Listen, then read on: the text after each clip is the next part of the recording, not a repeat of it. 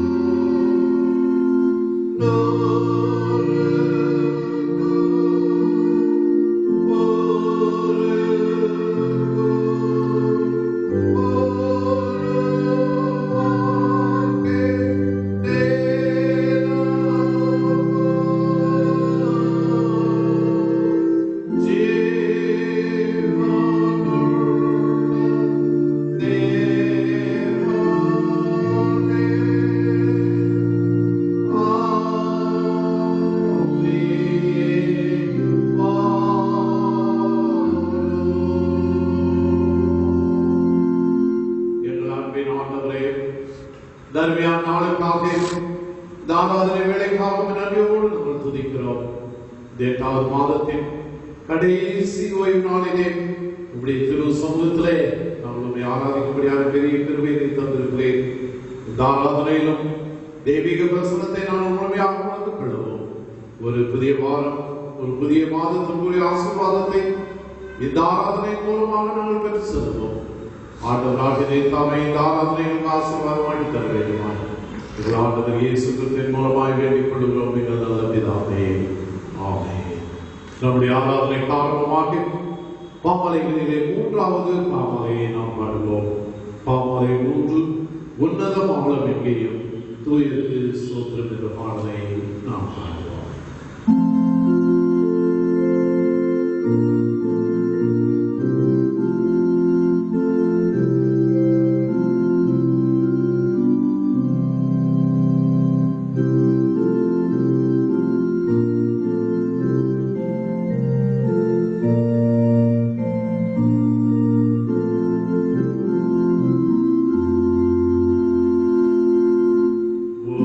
Unnada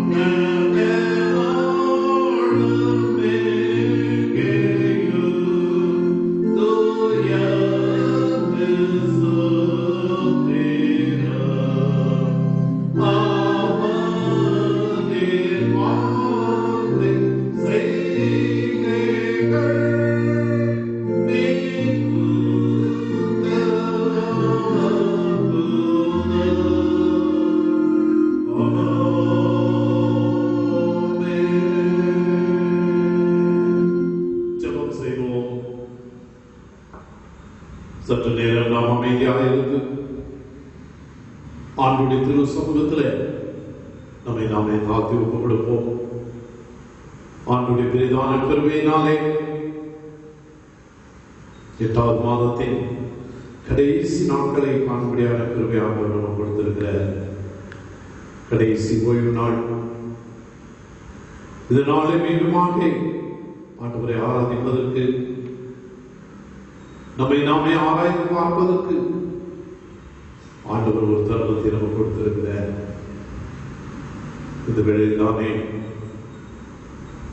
ஆண்டுடைய திரு சமூகத்தில் நம்மை தாழ்த்தி ஒப்பு கொடுத்து, ஆண்டவரே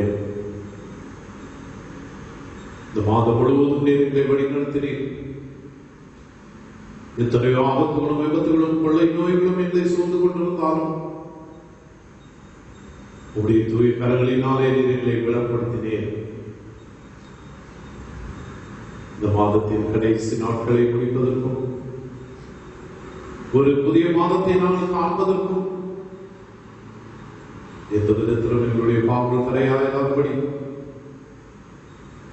ஆண்டவரே நீரை மன்னித்து வழி நடத்தும் என்று சொல்லி ஆண்டுடைய திருக்கரங்களிலே நம்மை தாழ்த்தி ஒப்புக் கொடுப்போம்.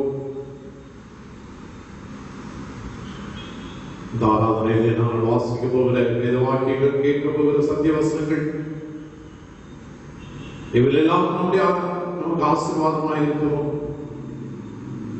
அந்த ஆசீர்வாதத்திற்கு எந்த விதத்திலும் நம்முடைய பாவங்கள் தடையாயிராதபடி ஆண்டவர் தாமே நம்மை ஆசீர்வதித்து வழி நடத்துவோம். ஆண்டுடைய திருக்கரங்களிலே நம்மை ஒப்புக் கொடுப்போம். எங்கள் அன்பு நிறைந்த நல்ல ஆண்டவரே, மீண்டுமாக திரு சமூகத்திற்கு நேராக நாம் கடந்து வந்து இந்த மாதத்தின் கடைசி ஓய்வு நாளை காணும்படியான கிருபையை தந்தேன்.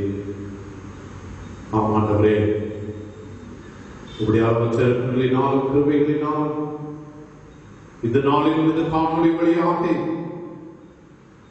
ஆராதிப்பதற்கு நீர் எங்களுக்கு கிருபை பாராட்டினேன். எத்தனையோ பேர் இந்த மாதத்தை ஆரம்பித்தார்கள், ஆனால் இந்த மாதத்தை முடிக்கக்கூடாதபடி இந்த உலகத்தை விட்டே கடந்து போயிருக்கிறார்கள். ஆனாலும் ஆண்டவரே, உடைய கிருபை எங்களுக்கு போதுமானதாக இருப்பதற்காக நன்றியோடு நாம் துதிக்கிறோம். தொடர்ந்து ஆண்டவரே, எங்களுடைய பாவங்களை மன்னித்து ஒரு புது வாழ்வை நாங்கள் பெற்றுக்கொண்டு இந்த ஆராதனையின் மூலமாக நாங்கள் வாசிக்கிற வேத வாக்கியங்கள், கேட்க போகிற சத்திய வசனங்கள், இவையெல்லாம் எங்களுக்கு ஆசீர்வாதமாக இருப்பதற்காக நீரே எங்களை தொடர்ந்து வழிநடத்த வேண்டுமாய் எங்கள் ஆண்டவர் இயேசு கிறிஸ்துவின் மூலமாய் வேண்டிக் கொள்கிறோம் எங்கள் நல்ல பிதாவே, ஆமென். இந்த நாளுக்கு என்று வாசிக்க வேண்டிய வேத பகுதி அது மத்தேயு 13ஆம் அதிகாரம் 31ஆம் வசனம் முதல் 33ஆம் வசனம் வரை அடங்கிய ஆண்டுடைய வார்த்தையை நாம் கேட்போம். மத்தேயு 13ஆம் அதிகாரம் 31ஆம் வசனம் முதல் 33ஆம் வசனம் வரை.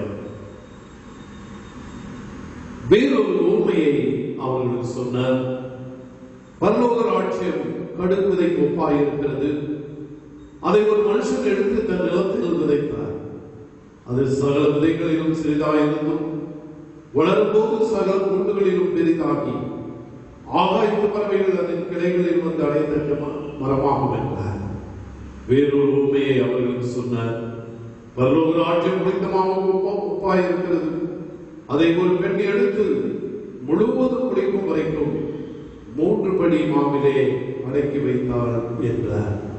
குறிக்கப்பட்ட வேத பகுதி வாசித்து முடித்தது. கிறிஸ்துவே உமக்கே மகிமை உண்டாவதாக. சபையாருக்கு அறிவிக்க வேண்டிய ஒரு சில அறிவிப்புகள். தொடர்ந்து காணொலி மூலமாக ஆராதனைகள் நடைபெற்று வருகிறது. ஆண்டவர் சித்தமானால் வருகின்ற செவ்வாய்க்கிழமை மாதத்தின் முதல் நாள் அன்று காலை 7 மணிக்கு காணொலி வாயிலாக திருவிருந்த ஆராதனை நடைபெறும். சபையார் கலந்து கொள்ளும்படியாக கூட கேட்டுக்கொள்கின்றேன். தொடர்ந்து நாம் ஜெபிக்கும்படியாக நாம் அழைக்கப்பட்டிருக்கிறோம். கொள்ளை நோயாகிய கொரோனா வைரஸ் அழைத்து போகவும், எல்லா மக்களும் மகிழ்ச்சியோடு வாழவும், தனிப்பட்ட ஜெபங்களிலும் குடும்பங்களிலும் நீங்கள் ஜெபித்துக் கொள்ளும்படியாகவே உங்களுடைய அன்போடு கேட்டுக்கொள்கின்றேன். திருமண அறிக்கை தென்னிந்திய திருச்சபை கோவை திருமண்டலம் போத்தனூர் ஸ்ரீசை ஐக்கிய ஆலயத்தை சார்ந்த திரு ஜி செல்வகுமார் என்பவரின் குமாரத்தி சர்வியஸ் பிரின்சி என்பவர், கும்பகோணம் ஹோலி கிராஸ் தமிழ் சுவிசேஷ லுத்தரன் திருச்சபையை சார்ந்த திரு எஃப் வில்சன் ஜெயராஜ் என்பவரின் குமாரன் செல்வன் டபிள்யூ சில்வஸ்டர் ஃப்ரெட்ரிக் என்பவரும் திருமணம் செய்து கொள்ள போகிறார்கள் என்று உங்களுக்கு அறிவிக்கிறேன். இது இவர்களுக்கு 3ஆம் அறிக்கை. இவர்களை இந்த திருமணத்தில் இணைக்கக்கூடாதபடி நியாயமான காரணமாவது தடையாவது உண்டு என்று உங்களில் யாராவது அறிந்திருந்தால் அதை சபை குருவானவருக்கு எழுத்து மூலம் தெரிவிக்க வேண்டும். மீண்டுமாக பாமாலைகளிலே 311வது பாமாலையை நாம் காண்போம். பாமாலை 311 சிலுவை சுமந்தோனாக இயேசு உம்மை பெற்றேன் என்ற பாடலை நாம் காண்போம்.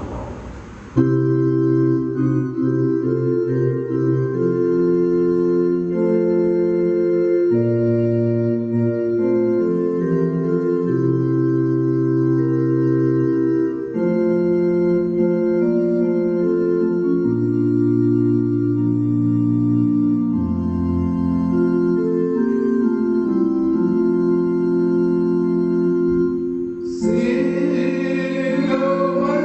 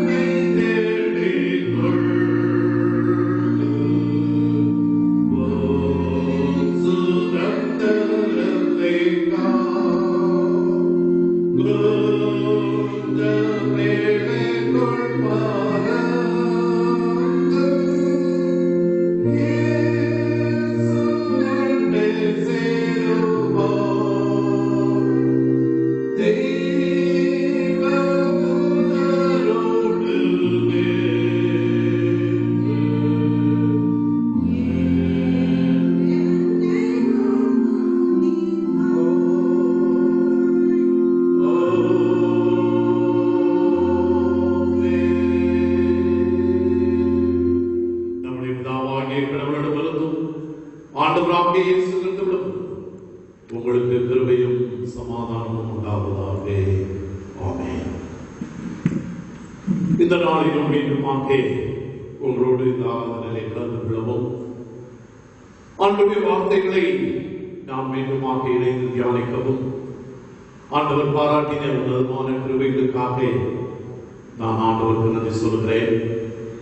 ஆண்டவருடைய பெரிதான கிருபையினாலே ஆகஸ்ட் மாதம் 30ஆம் தேதி இந்த நாளையும் நாம் நிறைவு செய்து மீண்டுமாக ஒரு புதிய மாதத்திற்குள்ளாக கடந்து செல்வதற்காக நாம் காத்திருக்கிறோம்.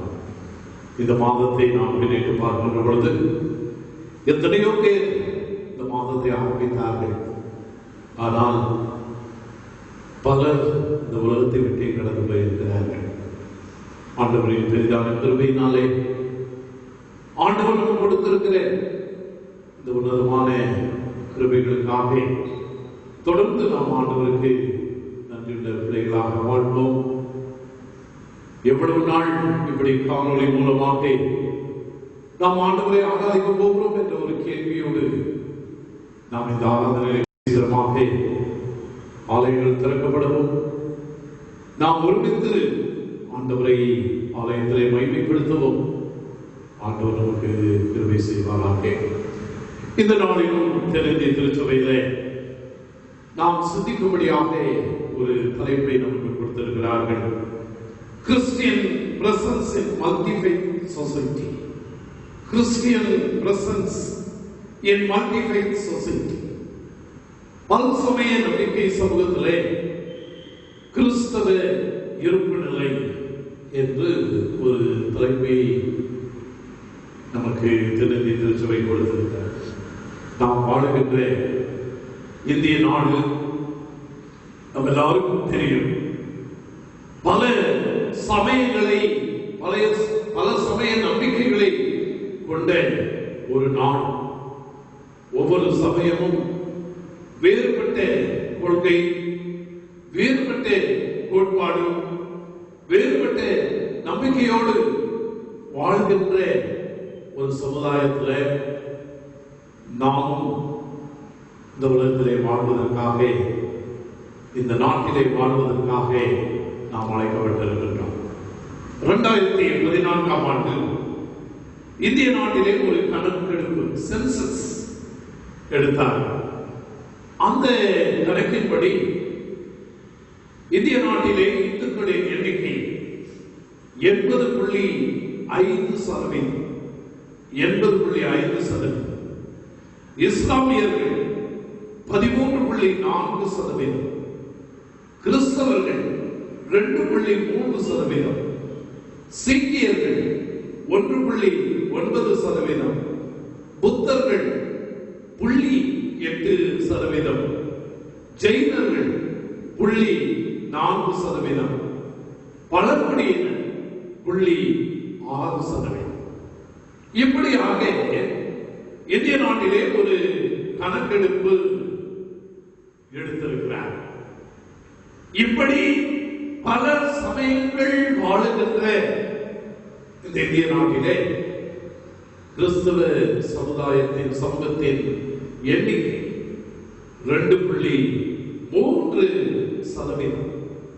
இந்த சூழலிலே நாம் எப்படி நற்செய்தி அறிவிப்பது? 80.5% இருக்கின்ற இந்துக்கள் வாழுகின்ற இந்த சமுதாயத்தில் 2.3% கிறிஸ்தவர்களாக இருக்கின்ற நாம் எப்படி நற்செய்தி அறிவிப்பது என்பதை சிந்திப்பதே இந்த நாளின் தலைப்பு ஆகும். ஒருவேளை இப்படி இருக்கின்ற சூழலிலே நாம் வேறுபட்ட எண்ணமுடைய சமய மக்கள் மத்தியில், வேறுபட்ட நம்பிக்கையுள்ள சமயமுள்ள மக்கள் மத்தியில நாம் வாழ்ந்து கொண்டிருந்தாலும் ஒருவரை ஒருவர் தாங்குவதும், உறவுகளை நாம் பலப்படுத்திக் கொள்வதும் ஒருவேளை நாம் இந்த பல்சமய நம்பிக்கை சூழலிலே நாம் கிறிஸ்தவர்களாக வாழ்வதற்கு ஒரு அடிப்படை காரணம் என்பதை நாம் உணர்ந்து கொள்ள வேண்டும். 2015ஆம் ஆண்டு நம்ம எல்லாம் அறிந்த ஒரு காரியம், சென்னையில ஒரு பெரிய வெள்ளப்பெருக்கு. இந்த வெள்ளப்பெருக்கு ஏற்பட்ட அந்த சமயத்தில் நாம் பார்க்கின்ற பொழுது இஸ்லாமியர்களை ஏற்று அவர்களை ஆதரித்து குணமளித்த இந்துக்களும் கிறிஸ்தவர்களும் அங்கே சென்னையில காணப்பட்டார்கள்.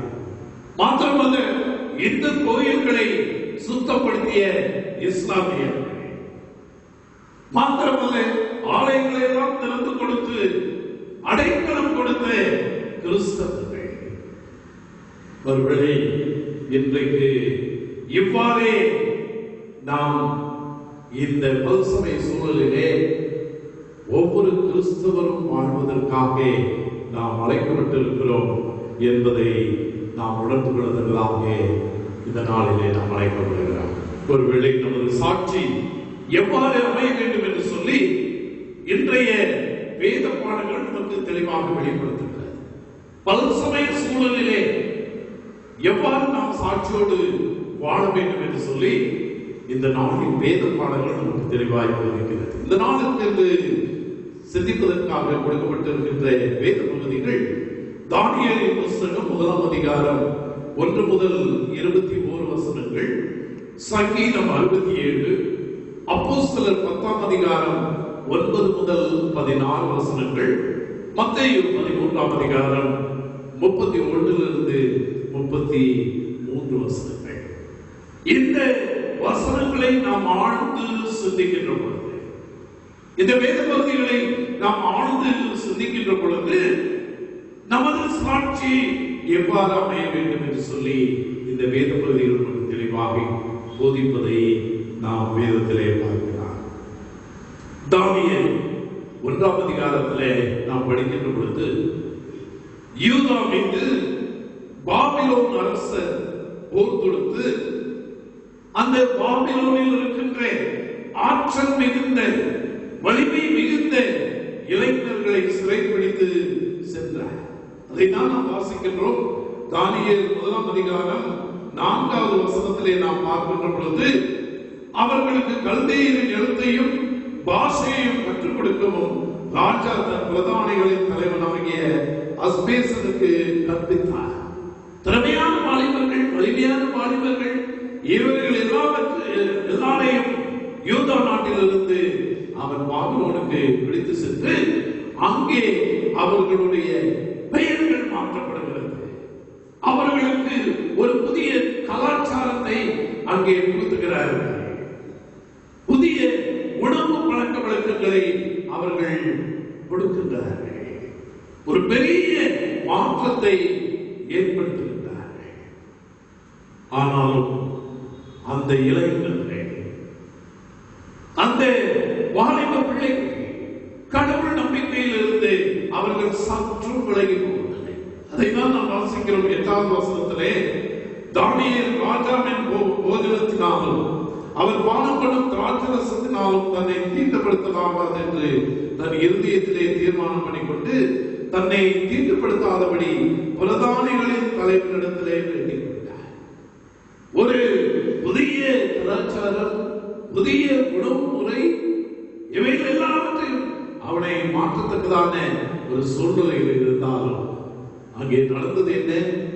கடவுள் நம்பிக்கையில் இருந்து தீட்டுப்படுத்தாதபடி தங்களை காத்துக் கொள்வதற்காக அவர்கள் தங்களை பாதுகாத்துக் கொண்டார்கள். எந்த தீமைகளும் தங்களை கெடுத்து விடாதபடி உறுதியாக இருந்தார்கள் என்று சொல்லி அந்த பகுதியிலே நாம் வாசிக்கிறோம். சோதனையிலும் கடவுள் அவர்களோடு கூட இருந்தார்கள். அந்நிய நாடாகிய பாபிலோனில் கடவுள் உண்மையானவர் என இவர்கள் மூலமாக அங்கே பறைசாற்றப்பட்டதை நாம் அங்கே வாசிக்கின்றோம். தானியேல் 3ஆம் அதிகாரம் 29வது வசனத்திலே நாம் வாசித்து பார்க்கின்ற பொழுது அங்கே நாம் வாசிக்கிறோம், ஆதலால் சாத்ராக், மேஷாக், ஆபேத்நேகோ என்பவர்களுடைய தேவனுக்கு விரோதமாக தூஷண வார்த்தையை சொல்லுகிற எந்த ஜனத்தானும் எந்த ஜாதியானும் எந்த பாஷைக்காரனும் துண்டித்து போடப்படுவான், அவன் வீடு எருக்களமாக்கப்படும் என்று என்னாலே தீர்மானிக்கப்படுகிறது. இவ்விதமாய் ரட்சிக்கத்தக்க தேவன் வேறொருவரும் இல்லை என்றார். இங்கே பாருங்கள், இந்த வாலிபர்கள் மூலமாக, இந்த இளைஞர்கள் மூலமாக அங்கே ஒரு பெரிய சாட்சி. இவர்கள் ஆராதிக்கிற தேவன் உண்மையான தேவன், இவரை தவிர ரட்சிக்க வேறு ஒருவரும் இல்லை என்று பறைசாற்றுகின்ற ஒரு காரியத்தை அந்த பகுதியிலே நாம் வாசிக்கிறோம். மாத்திரமல்ல, 6ஆம் அதிகாரம், தானியேல் 6ஆம் அதிகாரம் 26, 27 வசனங்களை நாம் அங்கே வாசிக்கின்ற பொழுது, என் ராஜ்யத்தின் ஆளுகைக்குள் எங்கும் உள்ளவர்கள் யாவரும் தானியேலின் தேவனுக்கு முன்பாக நடுங்கி பயப்பட வேண்டும் என்று என்னாலே தீர்மானம் பண்ணப்படுகிறது. அங்கே ராஜா ஒரு கட்டளையை கொடுக்கிறார். அங்கே என்ன கட்டளை? யாவரும் தானியேலின் தேவனுக்கு முன்பாக நடுங்கி பயப்பட வேண்டும் என்று என்னாலே தீர்மானம் பண்ணப்படுகிறது. அவர் ஜீவனுள்ள தேவன், அவர் என்றென்றைக்கும் நிலைத்திருக்கிறவர், அவருடைய ராஜ்யம் அழியாதது, அவருடைய கர்த்தத்துவம் முடிவு பரியந்தமும் நிற்கும். தானியேலை சிங்கங்களின் கைக்கு தப்புவித்த அவரே தப்புவிக்கிறவரும் ரட்சிக்கிறவரும் வானத்திலும் பூமியிலும் அடையாளங்களையும் அற்புதங்களையும் செய்கிறவருமாய் இருக்கிறார் என்று எழுதினார். அன்பானவர்களே, இங்கே பாருங்கள், பல்வேறு விதமான காரியங்கள் மத்தியில், தீமைக்கு மத்தியில் இந்த வாலிபர்களுடைய சாட்சி, தீமைக்கு உட்படாதபடி தங்களை காத்துக் கொண்டதனாலே அங்கே ஆண்டவரே உண்மையான தேவன் என்பதை அங்கே உணர்ந்து கொள்ளக்கூடிய ஒரு காரியத்தை அந்த பகுதியிலே நாம் வாசிக்கிறோம். ஆதியாகமம் 39ஆம் அதிகாரத்தை நாம் வாசித்து பார்க்கிற பொழுது அங்கே யோசேப்பை குறித்து நாம் வாசிக்கிறோம். யோசேப்புக்கும் அதே சூழ்நிலை, ஒரு பாவம் நிறைந்த சூழலிலே அவன் பாவத்தில் ஈடுபடாதபடி தன்னை விலக்கி காத்துக் கொள்ளுகிற ஒரு காரியத்தை அந்த பகுதியிலே நாம் வாசிக்கிறோம். ஒருவேளை இன்றைக்கு பல்சமய சூழலிலே, பல்வேறு நம்பிக்கை உள்ள சூழலிலே நாம் வாழ்ந்து வந்தாலும் நாம் தீங்குக்கு உட்படாதபடி தானியேலை போல, அந்த யோசேப்பை போல நம்மை காத்துக் கொள்ளத்தக்கதாக ஆண்டவர் நம்மை அழைக்கின்றார். 1 தீமோத்தேயு 4ஆம் அதிகாரம் 12வது வசனத்திலே நாம் வாசிக்கிற பொழுது அங்கே அப்போஸ்தலனாகிய பவுல் சொல்கிறார், உன் இளமையை குறித்து ஒருவனும் உன்னை அசட்டை கொள்ளாதபடிக்கு நீ வார்த்தையிலும் நடக்கையிலும் அன்பிலும் ஆவியிலும் விசுவாசத்திலும் கற்பிலும் விசுவாசிகளுக்கு நீ மாதிரியாக இரு. பாருங்கள், நம்முடைய வாழ்க்கையில நாம் மாதிரியாக இருக்கிறதாக ஆண்டவர் நம்மை அழைக்கின்றார். நாம் வாழுகிற இந்திய நாட்டில நாம் மாதிரியாக வாழ்கிறோமா? அநேகருக்கு சாட்சியுள்ள பிள்ளைகளாக வாழ்வதற்காக அழைக்கப்பட்ட நம்முடைய வாழ்க்கையில நாம் எப்படி வாழ்ந்து கொண்டிருக்கிறோம் என்பதை நாம் இந்த நாளில் சிந்திக்கும்படியாக நாம் அழைக்கப்படுகின்றோம். 2வது காரியம், அப்போஸ்தலர் 10ஆம் அதிகாரம் 9லிருந்து 14 வசனங்களை நாம் வாசித்து பார்க்கின்ற பொழுது அங்கே ஒரு சம்பவத்தை நாம் வாசிக்கிறோம். கடவுள் பேதுருவை யூதர் அல்லாத கொர்நேலியுவிடம் அங்கே அனுப்பி வைக்கின்றார். அங்கே நடப்பது என்ன? அந்த காலத்தில் அவர்களுடைய நம்பிக்கையை ஆண்டவர் யூதருக்கு மாத்திரம்தான் ஆண்டவர், யூதர் அல்லாதவர்களுக்கு அவர் ஆண்டவர் அல்ல என்ற ஒரு பெரிய நம்பிக்கை யூதர்கள் மத்தியிலே இருந்தது. ஆனால் இங்கே ஆண்டவர் கொர்நேலியு அவர் யூதர் அல்ல, அவரிடத்தில் பேதுருவை அங்கே அனுப்பி வைக்கின்றார். அங்கே நடந்தது என்ன? அவன் ஜெபிக்கின்ற பொழுது கேட்ட குரல், அவன் ஜெபிக்கின்ற பொழுது கேட்ட தரிசனம் அங்கே பேதுருவின் மனதில் இருந்த கேள்விகளுக்கு விடை கொடுக்கக்கூடியதாய் இருந்தது. அங்கே நாம் வாசிக்கிறோம். அப்போஸ்தலர் 10ஆம் அதிகாரம் 34வது வசனத்திலே நாம் வாசிக்கிற பொழுது, அப்பொழுது பேதுரு பேச தொடங்கி, தேவன் பட்சபாதம் உள்ளவர் அல்லவே என்று சொன்னார். தேவன் எல்லாருக்கும் தேவன், அவர் பட்சபாதம் உள்ளவர் அல்ல என்று அங்கே சொல்லுகிற ஒரு காரியத்தை அந்த பகுதியிலே நாம் வாசிக்கிறோம். கலாத்தியர் 3ஆம் அதிகாரம் 27வது வசனத்தை நாம் வாசிக்கின்ற பொழுது, அங்கே நாம் வாசிக்கின்றோம். கலாத்தியர் 3:27, ஏனெனில் உங்களில் கிறிஸ்துவுக்குள்ளாக ஞானஸ்நானம் பெற்றவர்கள் எத்தனை பேரோ அத்தனை பேரும் கிறிஸ்துவை தரித்துக் கொண்டிருக்கிறீர்களே. அங்கே ஆண்டவர் பட்சபாதம் உடையவர் அல்ல, அவர் எல்லாருக்கும் ஆண்டவர்.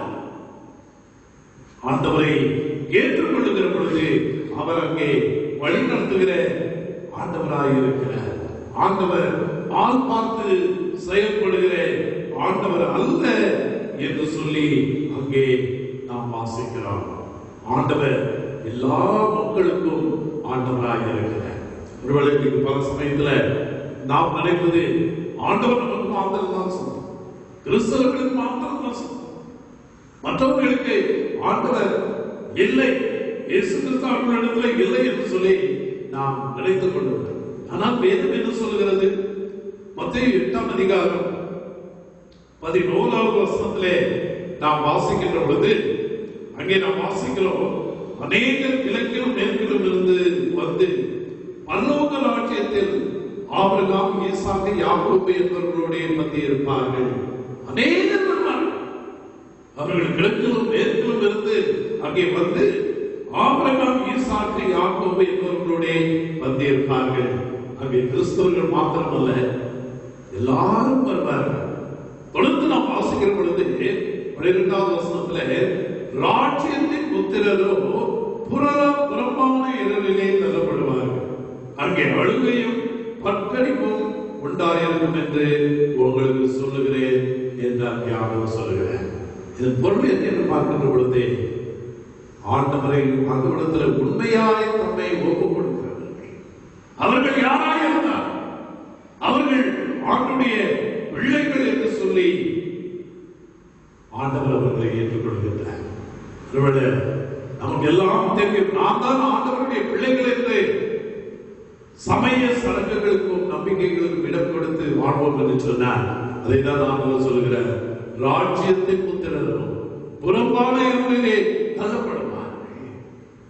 ஆனால் அநேகர் கிழக்கிலும் மேற்கிலும் இருந்து வந்து ஆண்டவருடைய பந்தியிலே அவர்கள் அங்கே வாழ்வார்கள் என்று சொல்லி அங்கே சொல்லப்படுகிறது. எனக்கு அருமையானவர்களே, இன்றைக்கு நாம் எப்படி சாட்சியோடு இந்த இந்திய நாட்டிலே நாம் வாழ்ந்து கொண்டிருக்கிறோம். ஆண்டவர் பட்சபாதம் உள்ளவர் அல்லவே, எல்லாருக்கும் ஆண்டவர் என்பதை நாம் எப்படி வெளிப்படுத்திக் கொண்டிருக்கிறோம் என்பதை நாம் நினைத்து பார்க்க வேண்டியவர்களாக நாம் அழைக்கப்படுகிறோம். மூன்றாவதாக நாம் வாசிக்க கேட்ட அந்த வேத பகுதி மத்தேயு 13ஆம் அதிகாரம் 31 33 வரை நாம் வாசிக்க கேட்டோம். இங்கே ஆண்டவராகிய இயேசு கிறிஸ்து 2 உவமைகளை சொல்லுகின்றார். 2 உவமைகள். அது என்ன என்று பார்க்கின்ற போது, பரலோக ராஜ்யம் கடுகு விதைக்கு ஒப்பாய் இருக்கிறது. அதை ஒரு மனுஷன் எடுத்து தன் நிலத்தில் விதைத்தான். அது சகல விதைகளிலும் சிறிதாயிருந்தும் வளரும் போது சகல பூண்டுகளிலும் பெரிதாகி ஆகாயத்து பறவைகள் அதன் கிளைகளில் வந்து அடைத்தட்டு மர்மம். கடுகை குறித்து நாம் எல்லாரும் அறிந்திருக்கிறோம். கடுகு ஒரு சிறிய விதை. ஆனால் ஆண்டவர் சொல்லுகிறார், அந்த கடுகு விதை நிலத்திலே விழுந்து வளர்கின்ற பொழுது ஒரு பெரிய செடியாக பெரிய அடர்ந்து வளர்கின்ற ஒரு செடியாக வளருகிறது. அது வளர்ந்து பெரிதாகி அங்கே ஆகாயத்து பறவைகள் அதன் கிளைகளில் வந்து அடையத்தக்க மரமாக அது அங்கே செயல்படுகிறது என்று அங்கே சொல்லுகின்றார். அடுத்து இன்னொரு உண்மையும் சொல்லுகின்றார். அங்கே புளித்த மாவு, ஒரு பெரிய பானையில இருக்கின்ற மாவை ஒரு சிறிதளவு புளித்த மாவு அது அங்கே புளிக்க வைக்கிறாங்க. ஓவிலை சொல்லிவிட்டு பொருட்களும் எந்தவித ஆர்ப்பாட்டமும் இல்லாமல் அமைதியாக அங்கே செயல்படுகிறது. இந்த கடுகு விதை செடி அநேகருக்கு, அநேக பறவைகளுக்கு அது வாழ்வு கொடுக்கிறது. இது கொஞ்சம் புளித்த மாவு ஒரு பெரிய பானையில் இருக்கிற அத்தனை மாவையும் புளிக்க செய்து அங்கே பயனுள்ளதாக இருக்கிறது. ஆனால் இவைகள் பார்ப்பதற்கு அற்பமாக இருக்கிறது. ஆனால் இதன் செயல்பாடு இன்றைக்கு பெரிதாக இருக்கிறது என்று ஆண்டவர் அங்கே சொல்லுகின்றார். ஒருவேளை கிறிஸ்தவ சமுதாயம், நான் ஆரம்பத்தில் சொன்னேன் 2.3%. இந்த 2.3% கிறிஸ்தவ மக்கள் சமுதாயத்திற்கு சுவை தரக்கூடிய அதே வேளையில் ஆர்ப்பாட்டம் இல்லாமல் அமைதியோடு உண்மையான வாழ்வை வாழ வேண்டும் என்று சொல்லி ஆண்டவர் விரும்புகின்றார். இன்றைக்கு பல்சமய நம்பிக்கையில இந்திய நாட்டிலே மக்களோடு வாழ்ந்து கொண்டிருக்கிற நம்முடைய வாழ்க்கையில தீமைக்கு ஒத்து போகாம இந்த இந்திய நாட்டிலே வாழ்கிற எல்லா மக்களையும் நேசித்து சமுதாயத்திற்கு பயன் தரக்கூடிய வாழ்க்கை வாழ்வதுமே பல்சமய நம்பிக்கை கொண்டவர்களிடம் நமது உண்மையான சாட்சி வாழ்வாக அமையும். ஒருவேளை அப்படிப்பட்ட வாழ்க்கையை வாழ்ந்து கிறிஸ்துவுக்கு சாட்சியாய் வாழ்வதற்கு ஆண்டவர் நம்மை அழைக்கின்றார். வரப்போகிற நாட்களில் இப்படிப்பட்ட சிந்தனைகளோடு இந்த நாட்டிலே நாம் வாழ்ந்து ஆண்டவருக்கு சாட்சியுள்ள பிள்ளைகளாய் சொல்லுங்கள். ஆண்டவர் தாமே நம்ம ஒருவருக்கும் பெருமை செய்வாராக. ஆமென். கீர்த்தனைகளிலே 2வது கீர்த்தனை திருமுதல் திருவாசகனே சரணம் என்ற பாடலை நாம்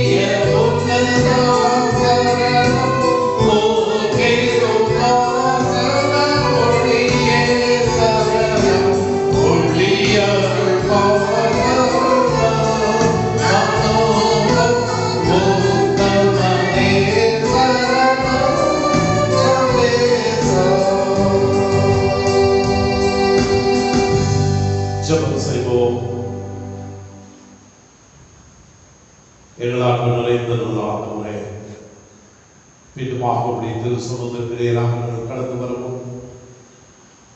ஜீவனோட வார்த்தைகளை இந்த நாளிலே நாங்கள் கேட்கவும் ஆண்டவராகினே கிருபை பாராட்டினேன். ஆண்டவரே, பல் சமய சூழலிலே வாழ்ந்து கொண்டிருக்கிற நாங்கள் பிற மக்களுக்கு சாட்சியுள்ள பிள்ளைகளாய் வாழ வேண்டும் என்று சொல்லி ஆண்டவராக விரும்புகிறேன். இந்த உலகத்திலே வாழுகிற பொழுது, இந்த நாட்டிலே நாங்கள் வாழுகிற பொழுது தீமையை இருக்கிற பிள்ளைகளாக, பிறரை நேசிக்கிற பிள்ளைகளாக, பிறருக்கு கனி கொடுக்கிற வாழ்வை வாழுகிற பிள்ளைகளாக இந்த உலகத்திலே வாழ வேண்டும் என்று ஆண்டவராக விரும்புகிறேன். என்னை தாழ்த்தி உடைய கரங்களில் கொடுக்கிறோம். உடைய வேத வாக்கியங்களின்படி நாங்கள் இந்த உலகத்திலே வாழ்வதற்கு ஆண்டவராக எங்களுக்கு பலம் தர வேண்டும். மாவட்டத்திலே நாங்கள் கொண்டாடுகிறோம். தொடர்ந்து ஆண்டவரே எங்களை தாழ்த்தி உடைய திருக்கரங்களில் ஒப்புக்கொடுக்கிறோம். குறிப்பாக உலகத்தையே ஆட்டி படைத்துக் கொண்டிருக்கிற கொரோனா வைரஸ் இந்த வியாதிக்காக அதிகமாக நோக்கி நாங்கள் ஜெபிக்கிறோம். அநேக மக்கள் தங்களுடைய உயிரை இழந்து, உடைமைகளை இழந்து, உறவுகளை இழந்து தவிக்கின்ற ஒரு சூழ்நிலையை நாங்கள் உலகத்திலே பார்க்கின்றோம்.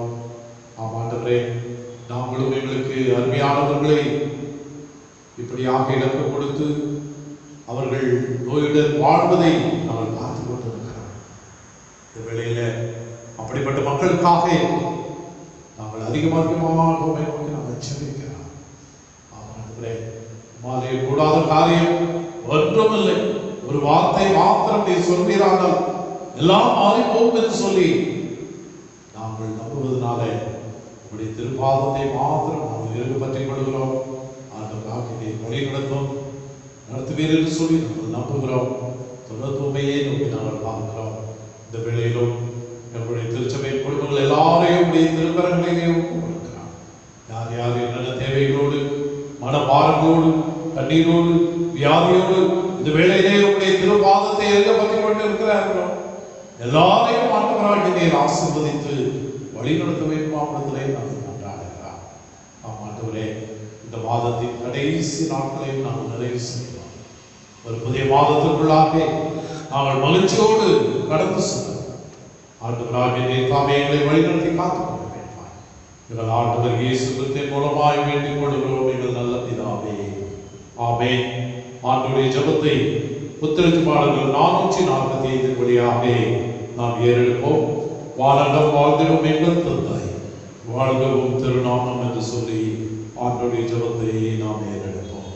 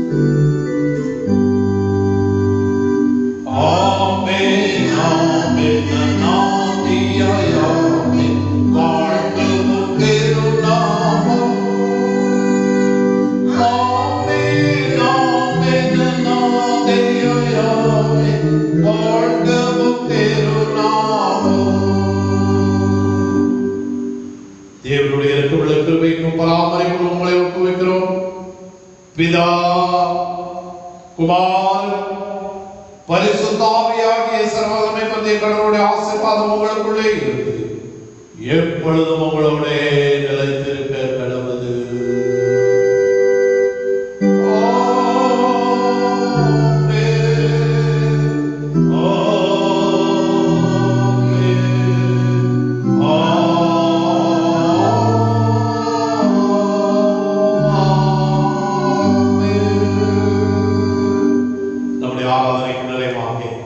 பாமாலைகளிலே 315வது பாமாலையை நாம் காண்போம். பாமாலை 315 அன்போடு என்னை போஷிக்கும் வெத்தேரித்தீரும் என்ற பாடலை நாம் காண்போம்.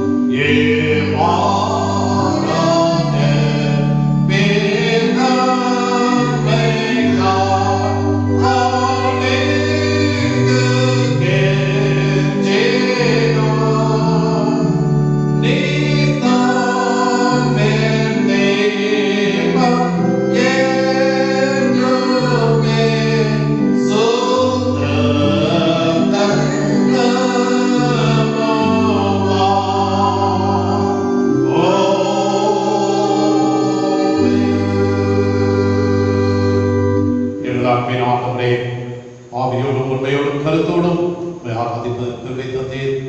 தொடர்ந்து பல்சமய சூழலிலே நாங்கள் வாழ்ந்து கொண்டிருக்கின்ற பொழுது உமக்கு சாட்சியுள்ள பிள்ளைகளாய் வாழ்வதற்கு எங்களை வழிநடத்தும். மீண்டுமாக உம்மை ஆராதிக்கின்றவரை உடைய கிருபையினாலே எங்களை தாங்கி பலப்படுத்த வேண்டுமாய் எங்கள் ஆண்டவர் இயேசு கிறிஸ்துவின் மூலமாய் வேண்டிக் கொள்கிறோம் எங்கள் நல்ல பிதாவே. ஆமென். கர்த்தர் உங்களோடு இருப்பாராக. ஆண்டவரின் சமாதானம் உங்கள் ஒவ்வொருவருக்கும் நிறைவாய் இருப்பதாக. ஆமென்.